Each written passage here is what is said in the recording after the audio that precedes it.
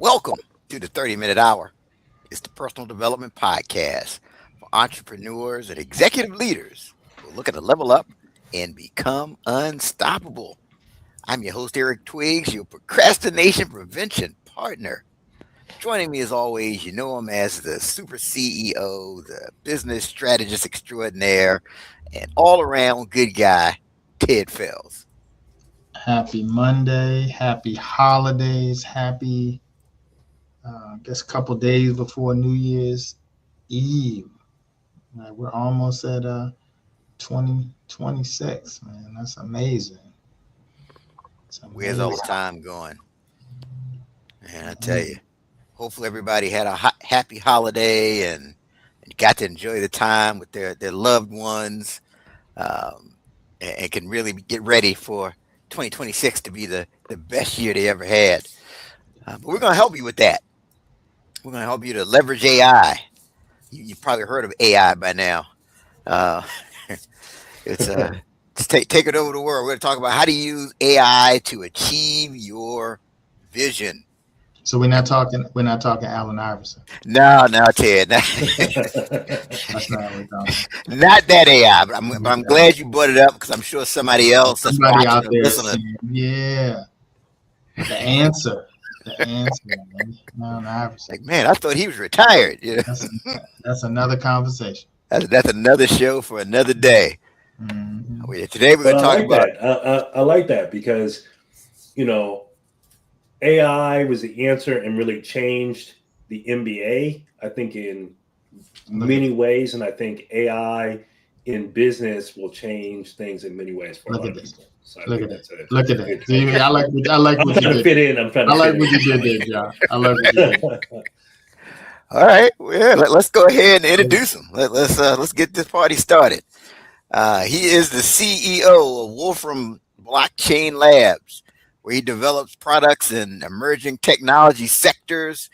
He helps people to navigate through starting companies, joining them as employees, and even acquiring them so they can achieve their vision and make informed choices between these roles. So, Ted, there's something else I need you to know about our guest today. What? He's a proud member of Omega Psi Phi Fraternity Incorporated. I think we're having Yeah, some black cat technical, out. right, right. Ted We is were having some educated. technical difficulties with My cap, my That cap, lightning, my that cap lightning off, my cap struck your officer core. connection. My cap officer connection here is breaking up. us.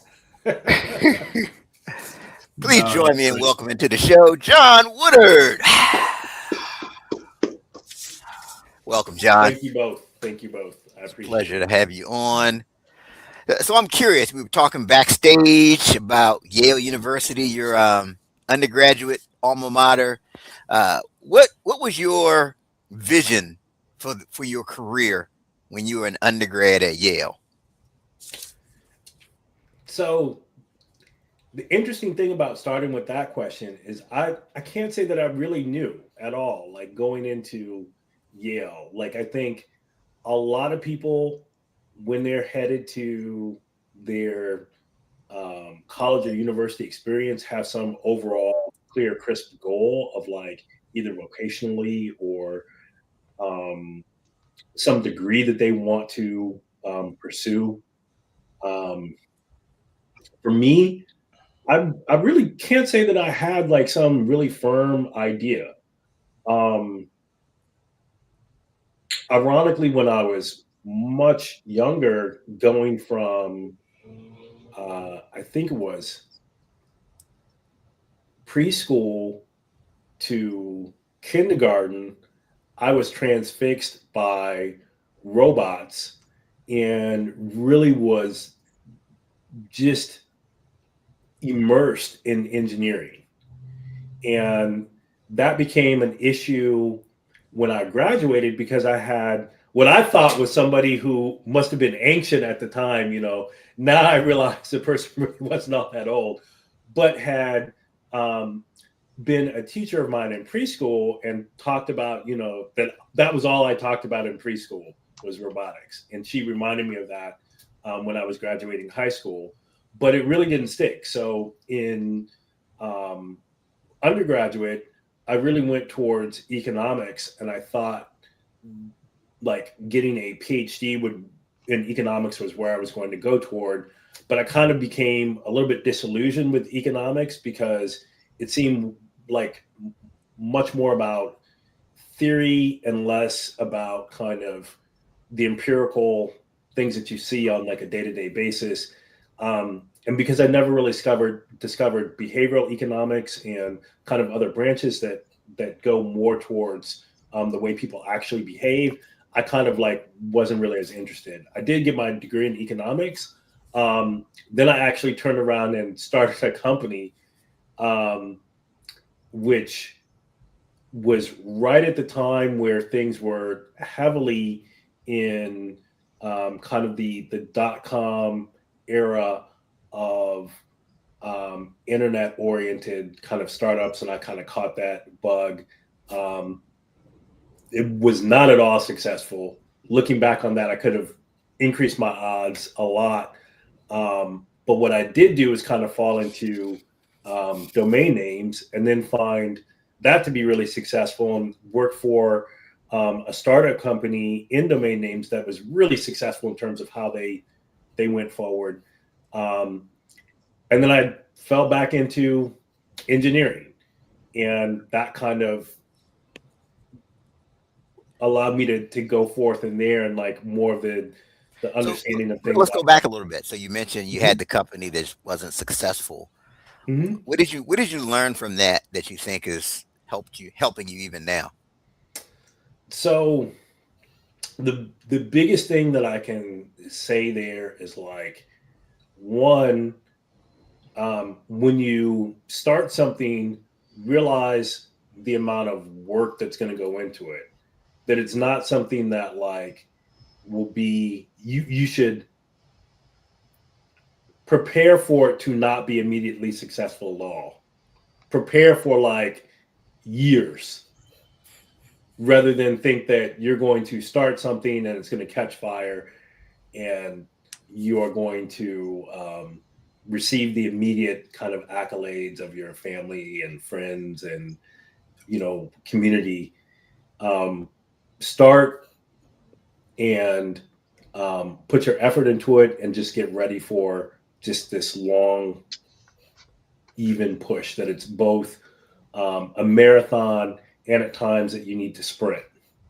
So like it's like when you actually watch those amazing long distance runners, that you would think that it's just a continuous kind of effort, but there are points at which they are just sprinting to try to drop other people in a pack, or it gets more difficult because they're going up a hill, or all sorts of things like that. And that's what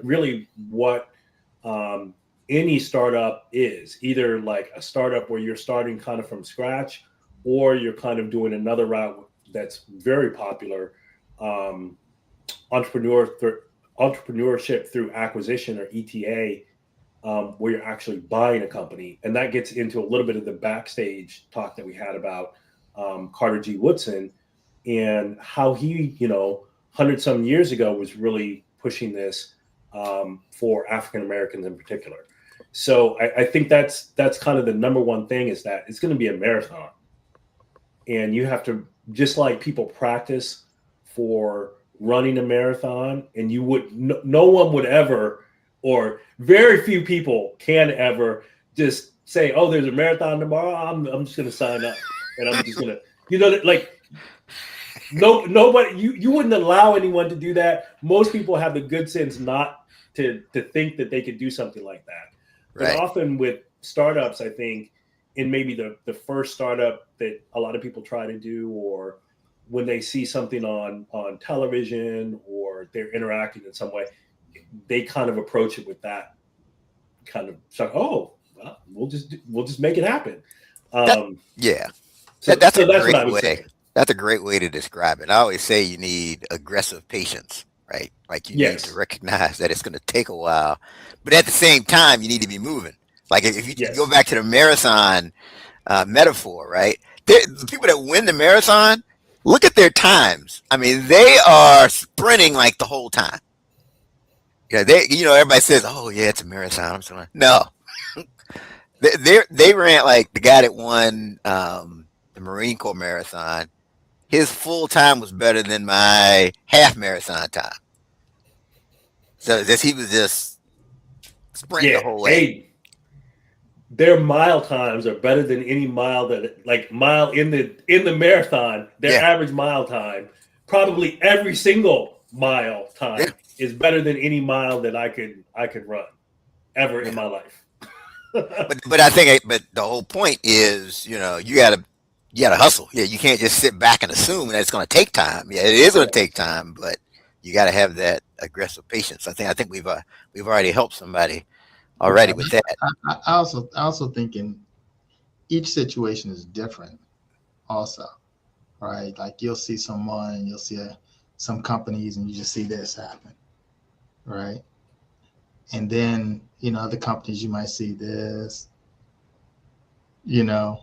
I mean, each situation. I think everyone's journey is different, right? Like you may I know companies that just really took off, and you're like, man, how'd they do that? And then you find out that there was somebody in that company that had another company that was very successful. So Mhm. they may have brought on some of the key personnel that they had in that organization to be a part of this organization. Where the rest of us are out there trying to build the right team. They got a winning team, and that winning team was brought over into this startup and already kind of knows what to do, has the relationships and all that. Now we see that from the outside, and we're like, man, that company came right in and they just took off overnight. So I just think everyone's journey is different, but you could get discouraged, you know, by that when you're looking at some companies and it looks like they're overnight success. Yeah, I mean people say that a lot. What is it? The overnight success that was like 10 years in the making, Right. things like that. Yeah, yeah. Or the person who's starting the company that looks so successful, they failed in their last company, so Yeah. they kind of took those lessons, were able to apply it. You just never know. That's a great point too. So let's talk about Wolfram. Hmm. So first off, like we want to get a good idea of like who Wolfram is, right? The company, the organization. And then we'll talk about your role as the CEO of Wolfram Blockchain Labs. So who is Wolfram's ideal client and how does it serve them?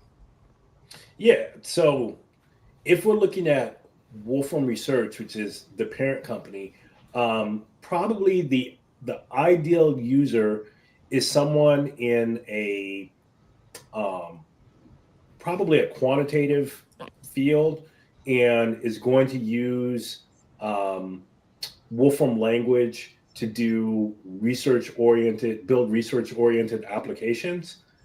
Um, I think in in general, there are lots of different folks, and what we see, from our company is that um, gradually um,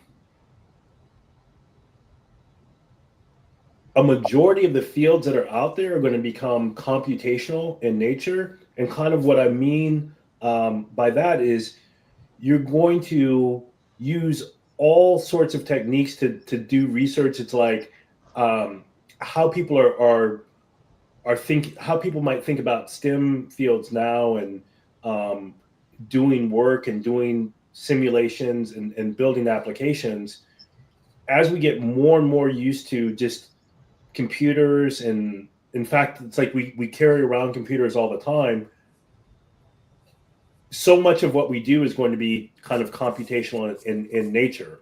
We're going to think about things analytically and do analytical work on, say, our uh, customers, um, our employees, our products, um, constantly, and computers and programming will just become part of our everyday life. And I think Wolfram language and Wolfram tools helps that.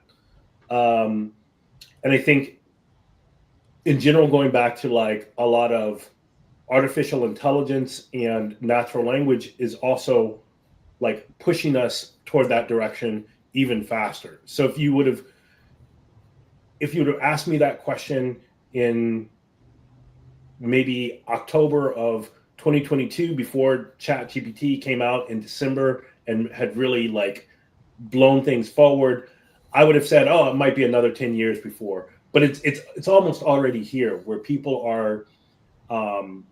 I can't go a day on YouTube without seeing folks talking about building apps using natural language, and before that was like incredibly kind of far away. So I think um, Wolfram language is kind of a lower code kind of solution, a more precise solution than using um, large language model based AI.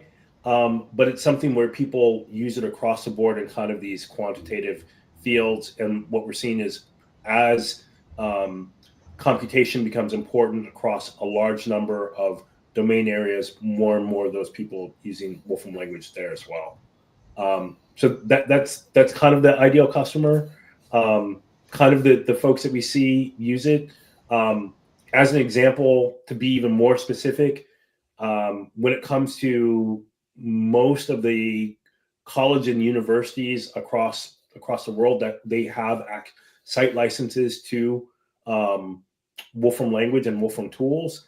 And then when it comes to kind of the general public, we have a service called Wolfram Alpha that people can have interaction with natural language to pretty much all the data in the world that's been made computable, that actually gives precise answers, as opposed to um, using a lot of the large language model driven stuff that can often have hallucinations.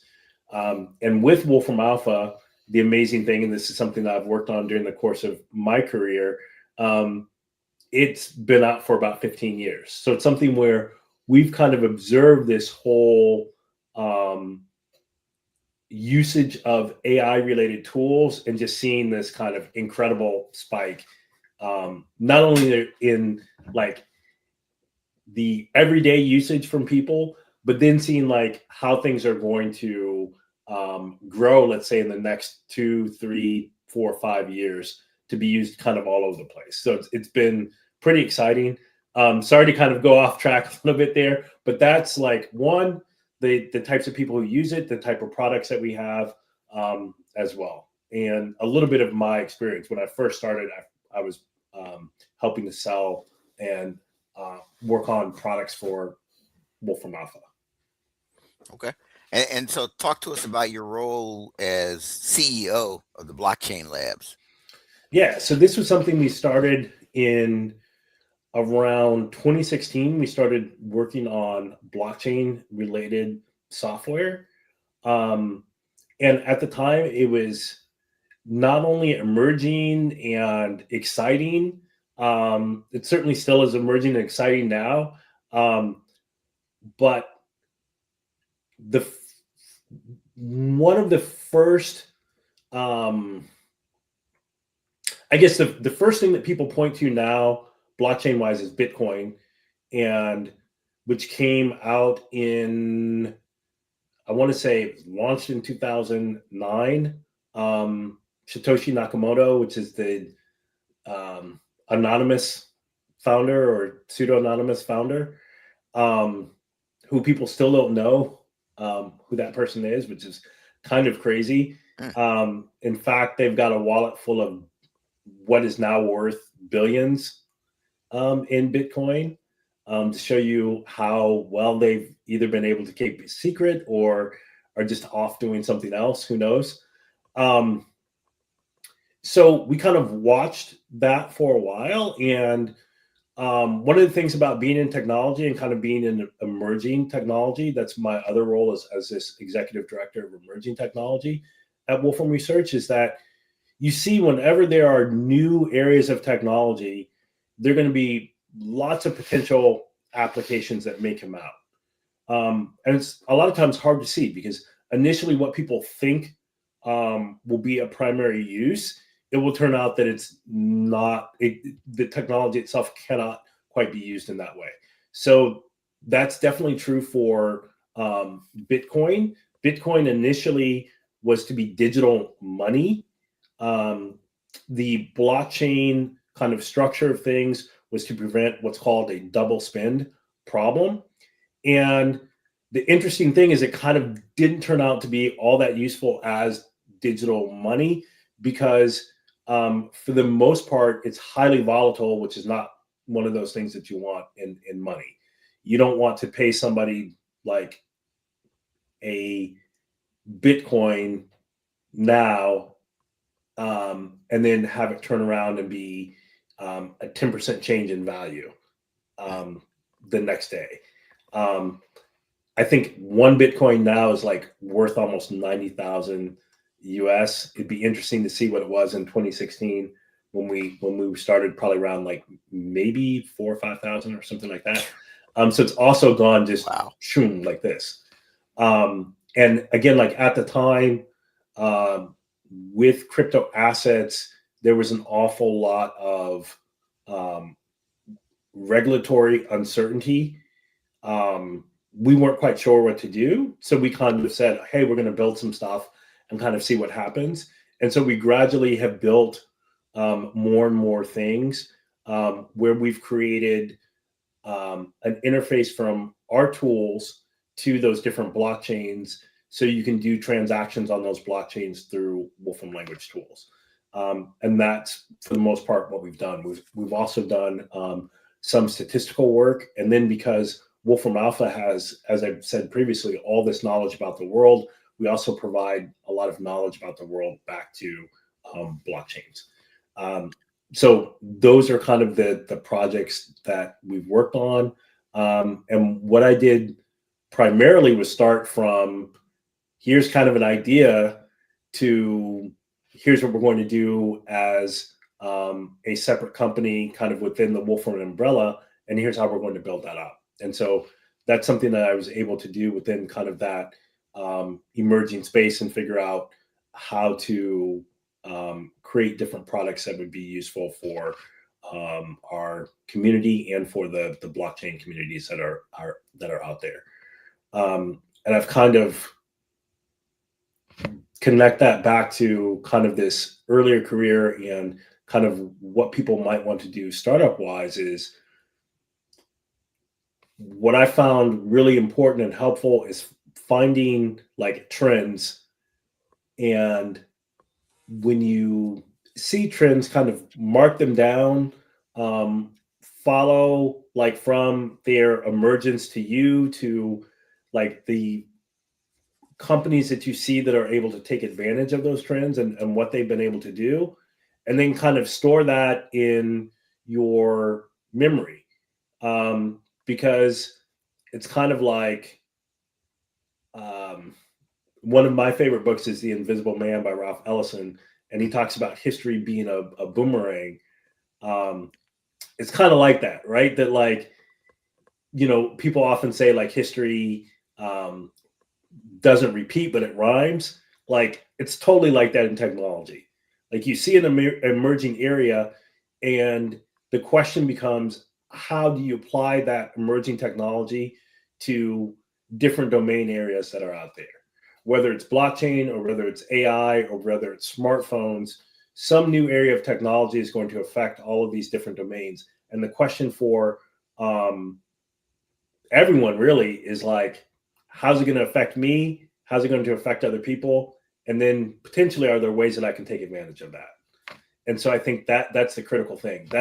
That's what working in blockchain really helped me to see that, like, hey, this looks similar. Like these things just happen. It's not going to be the same, but it's going to be similar.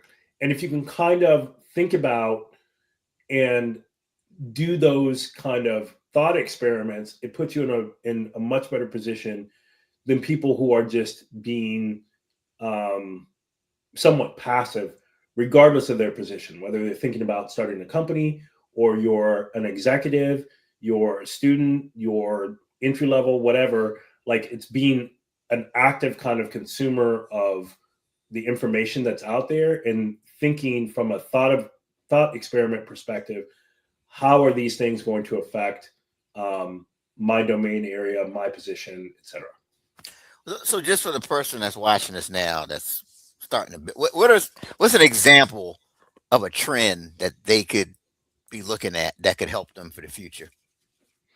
Yeah, so you're putting me on the spot, but so like I'm going to go to with AI and large language models. I think it's that for um, when you are researching and generating ideas, it's that you can, rather than always needing a human partner to kind of interact with and talk through ideas, you can use I can use Chat GPT, but Anthropic's Claude or Google's Gemini, I try to play around a little bit with the different ones as well, but use them as a partner ideas wise. So just like we were saying, like, how do these different domain areas, how are they affected? It's something where you can kind of use that to ask questions and then think about, those responses back, if they're useful, and reorganize and kind of categorize them. And so AI in that way, it's something that I would absolutely use. Maybe like if we think about something more hardware related, because I'm trying to, like, I know we're talking about AI, we'll continue talking about AI, but thinking about like electric vehicles, I just saw BYD, or Build Your Dreams, which is this Chinese electric vehicle manufacturer, that they've come up with a faster charger. But there's kind of another example of, well, I guess I did some hand signal or something. They're celebrating the faster Yeah, there are all of these kind of areas that are going to absolutely expand. And an example with the EV kind of market are that, like, I want to say the big three automotive companies came out with EVs before Tesla. It's just they didn't think about what was going to be their long-term kind of strategy. So the big three did that, and then Toyota also participated. Toyota for years, I don't even know if they have one yet, a full electric vehicle. But they, in fact, did not come out with a full electric vehicle because they said, we're only going to come out with hybrids because from a strategic perspective, we just think hybrids offer consumers a better choice. So we're not going to offer. So I think when it comes to, again, like those new technologies, it's thinking all the way through of a strategy that plays to, I think, Ted, as you kind of said earlier, with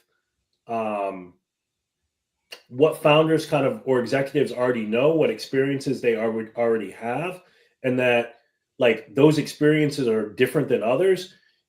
What experiences do you have? What strategy can you create that's going to play to your strengths, as opposed to thinking, what's the optimal strategy?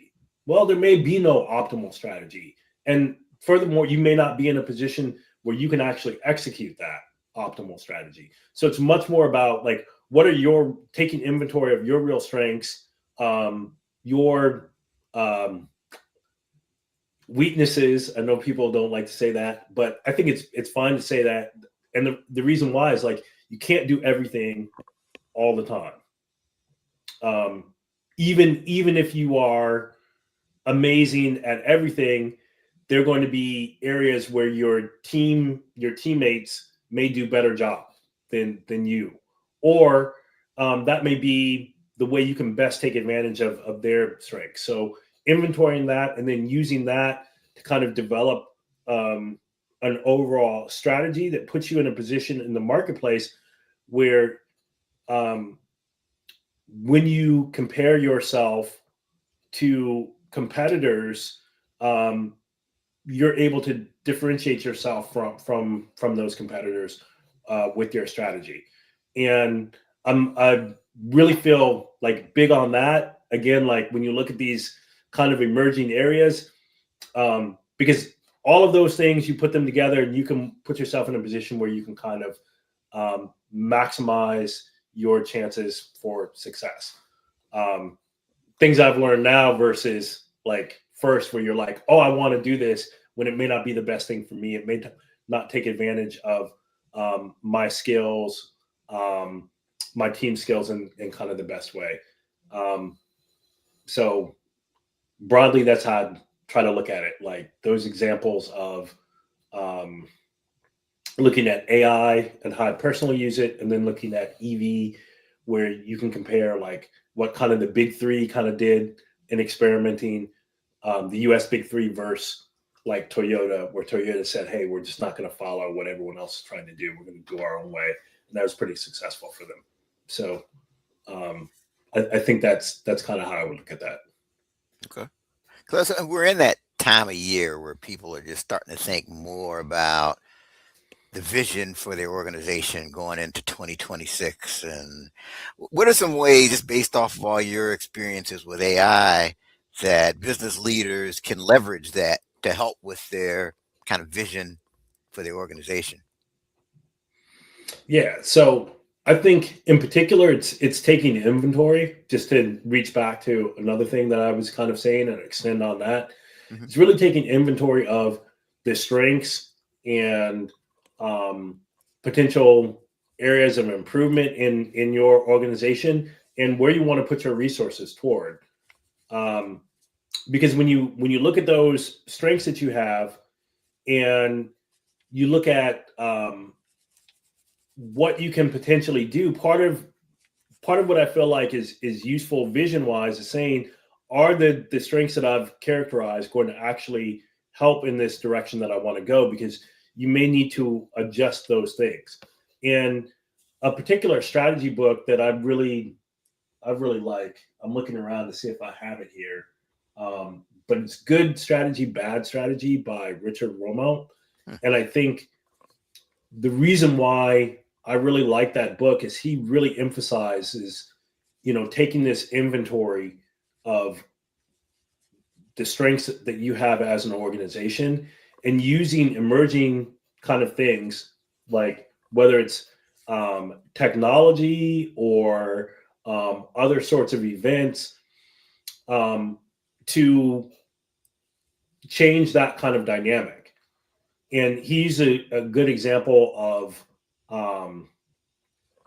Steve Jobs. Basically, when Steve Jobs went back to Apple, he basically reduced the product lineup quite a bit, and then he just said that they were just kind of going to wait for opportunities, which is really hard.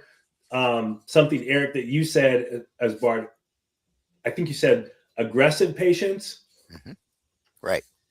And that's, again, like that's incredibly important when it comes to emerging opportunities, because what I've seen, like with blockchain and AI and smartphones, if you notice, it's kind of like these 3 to 5 years intervals where new things come out, and that they kind of emerge, and then they change these domains based on who can take advantage of them, given their strengths and weaknesses. So if you're the CEO or you're an executive looking at how are things going to change in 2026 and how can we take advantage, one of these big things is AI, and perhaps how can we better use AI for certain tasks within our organization. And that's going to be first understanding how people use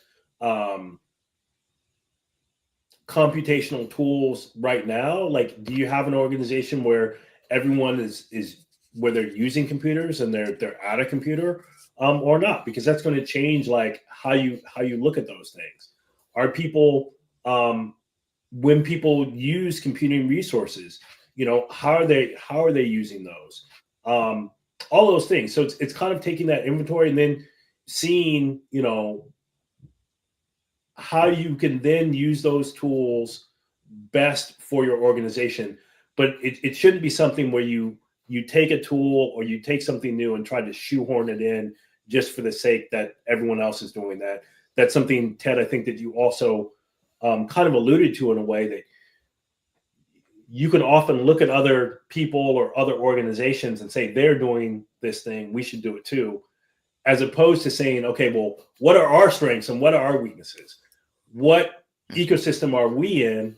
How do we need to take stock of that, see where we think things are going, and then make the adjustments given, newer technologies or newer resources that we have. So I really like going back to the Good Strategy, Bad Strategy book. I really like that because Richard Wilmot really puts an emphasis on that like you have to really consider where you are as an organization, where you are as individuals, your own strengths and weaknesses, not look out at other people and say, oh, they're doing this, they must have a good reason, we'll just copy them.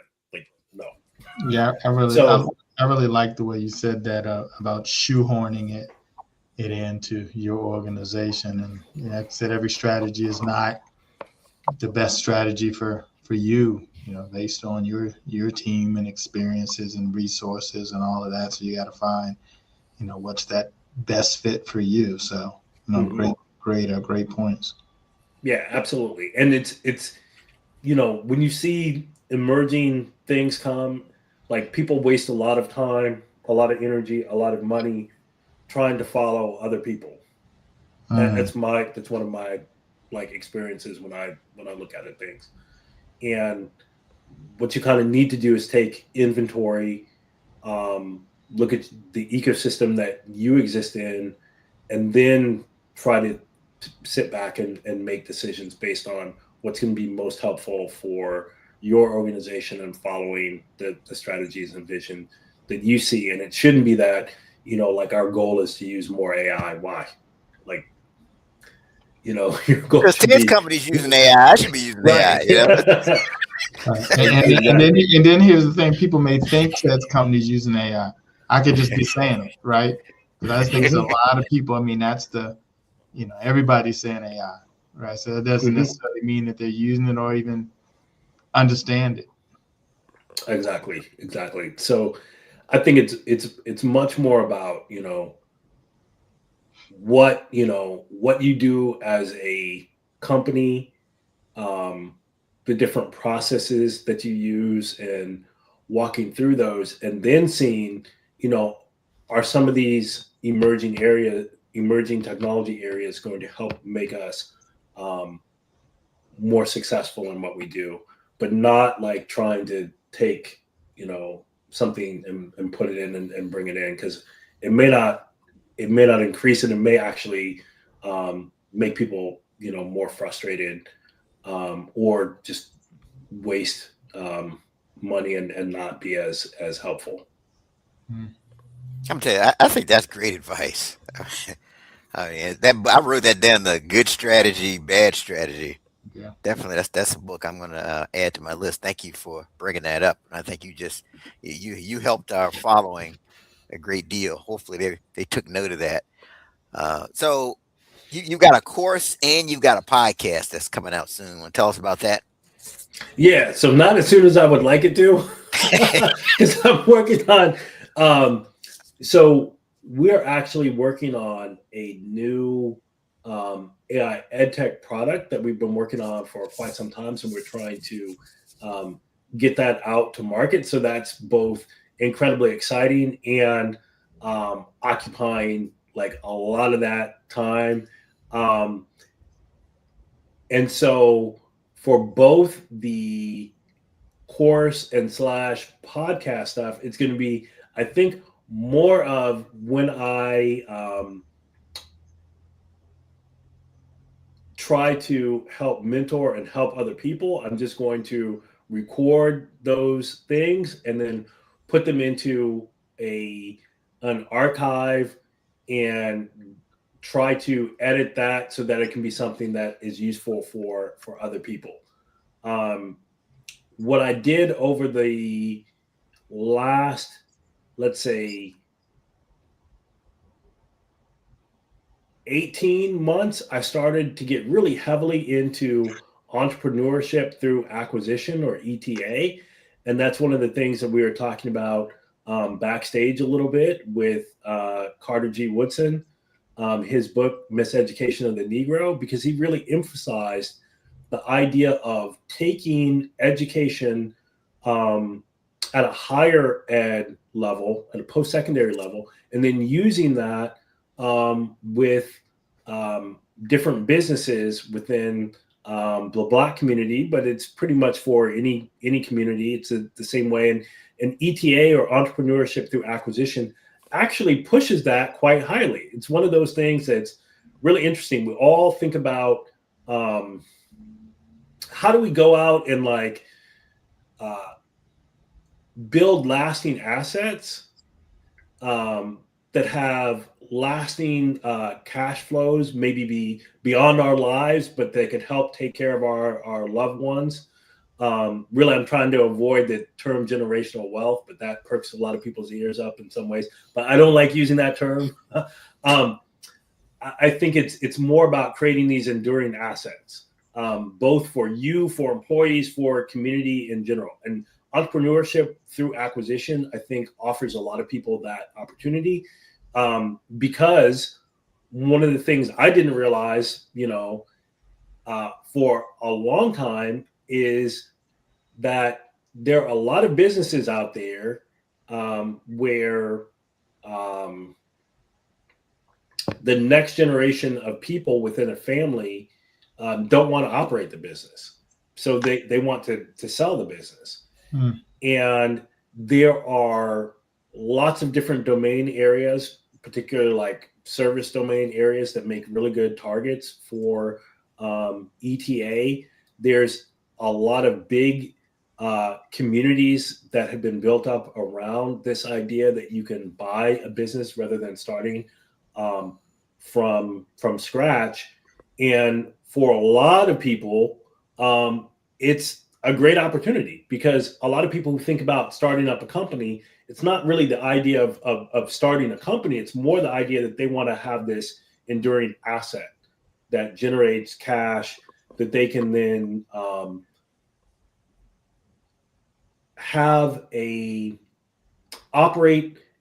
be an operator of a business, and kind of ascend to kind of maybe not just the CEO level, but like the chairman level or the special advisor role, where they own a business that they can operate if they choose to, but they're kind of maybe even operating a bit from the outside, kind of as an advisor. And so I spent a lot of time looking at that. And again, the irony here is that when I was a kid, I used to read these things all the time, but I never really made the connection of how you get there. And that's why I think programs like this are really great, because hopefully people are seeing, hey, there are all of these options for potentially beyond just being an employee. I can start my own business, or I can buy a business. So books that I read were like Liar's Poker, which is about more like junk bonds. Barbarians at the Gate, which is really a classic one, where there's also a movie about it, which ironically, there's this guy, Reginald Lewis, one of the first Black billionaires. Oh, wait. Let's not rush through that now. I know earlier we made some reference to some fraternity affiliations. I knew that was coming. I knew that was coming. Just want to let you know that proud member. I'll give you your flowers on that. Fraternity. So, but please. Yes, I will give you and a graduate of an HBCU too. Yeah. Amazing So story. I think that's really important in terms of his acquisition of Beatrice Foods, and another great book for people's bookshelves to read that fits in line with entrepreneurship through acquisition, which was, part like essentially his thesis that you shouldn't start a company, you should actually go acquire a company. Mm. And the thing with this entrepreneurship through acquisition stuff, and what I'm trying to have like a larger course about is kind of discussing, okay, how do you kind of think about managing your career? So how do you first get to the point where you can make some of these decisions? Because it may not be the best thing to come like right out of high school or right out of undergrad and say, I'm going to go buy a business or I'm going to start a business. Maybe that will work for you. But you may have an awful lot of obligations right from, those graduations where you need to earn money right there. And you won't get a chance to just go start your own business. And so what I've been thinking about is more like, how do you navigate those waters between changing, like the advice that I would try to give to a younger me who didn't quite know what he kind of wanted to do. And again, like ironically, I've read, Why Should White Guys Have All the Fun? I think is the title, by Reginald Lewis. And I read like all of these other books on a lot of these other careers and other stuff, but it just kind of didn't stick. And like, how do you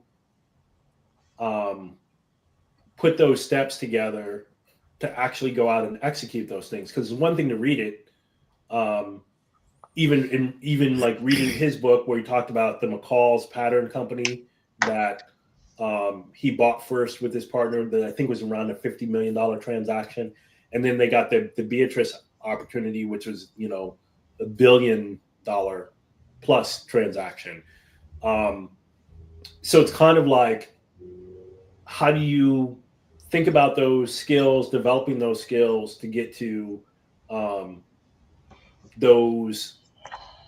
So you're educated. So then when you hit those inflection points for your career, you can make educated decisions. And there is no like right kind of decisions, but we often get these inflection points, and hopefully when we're at those points, we can recognize them as such and then make informed decisions about which way we want to go, as opposed to, looking back a couple months kind of later and be like, oh, I could have done this, or I could have done that, or I could have done whatever, which again is difficult. But again, it's something you see like with this emerging technology that comes out, and you see, okay, that's going to change these domains.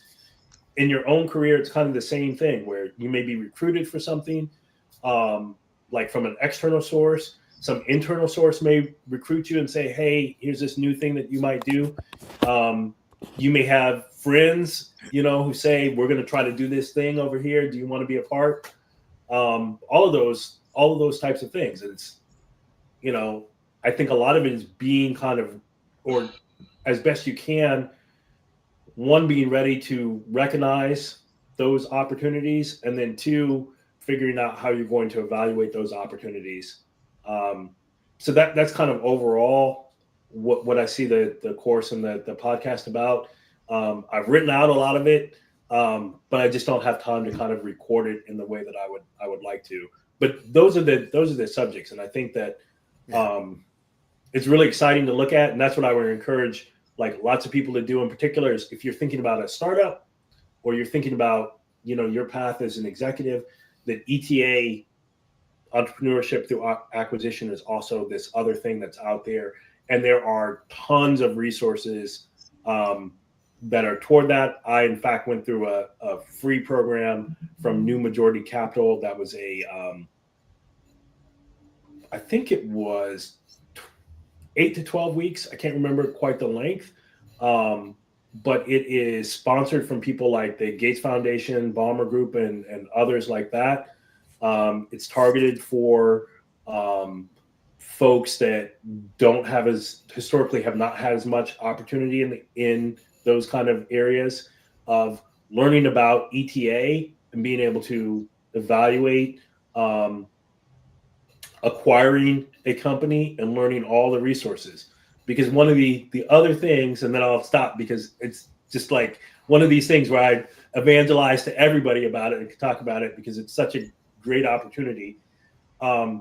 There are SBA loans that allow you to put 10% down in terms of acquiring a company, which if you look at, trying to start up a company that when you start may have no revenue and just all expenses versus acquiring a company that could be incredibly profitable and that you can go get a loan backed by Uncle Sam. Now, the downside of that is you also have to put a personal guarantee, but there are lots of things there that you can do to kind of mitigate the downside risks if things go like really badly. But where you can put 10% down. So that means that you can acquire, a $5 million company with a reasonable multiple. And I won't get all into the numbers and everything, but people can look them up and you can see that you could end up buying a company where you may have a salary that is a substantial increase from where you're working now. So ETA is one of those things where, again, when we were talking backstage and talking about Carter G. Woodson and talking about, hey, you have these companies and these businesses in your community, those are often the ETA targets. Some business in your community, like HVAC or plumbing or landscaping or home health services, businesses in our communities that, do you really need to do this startup? Do you really need to start from scratch? Or can you follow, Ted's Frat Brothers book, where essentially he was saying that this is just at a smaller scale. But there's no stopping you once you get started because you can keep adding and adding companies in. Yeah, thank you for sharing that. Because when most people are thinking about starting a business, they're thinking of a startup, right? They're not thinking about the possibility of getting something existing and being able to put the money down and getting the SBA loan. So definitely, we need to have you back when you're when you've got it done and ready.